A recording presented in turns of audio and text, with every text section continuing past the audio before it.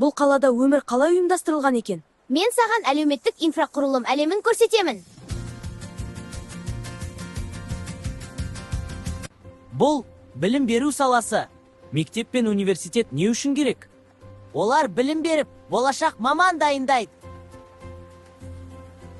Бұл денсаулық сақтау саласы. Біз адамдардың өмірін сақтаймыз және емдейміз. Бұл өте маңызды екен. Бұл мәдениет және демалыс саласы. Адамдар мұнда не істейді?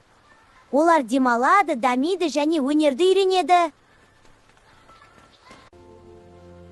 Бұл жерде адамдар не істеп жүр? Тек демалып жүр ме? Бұл халықтың демалысын ұйымдастыру саласы. Мұнда адамдар денсаулығын қалпына келтіреді, демалады және саяхаттайды. Бұл қызмет көрсету және сауда саласы. Мен телефон арқылы төлем жасай аламын ба? Иә, Қазақстанда цифрлық қызмет дамыған. Иә, Қазақстанда цифрлық қызмет өте дамыған.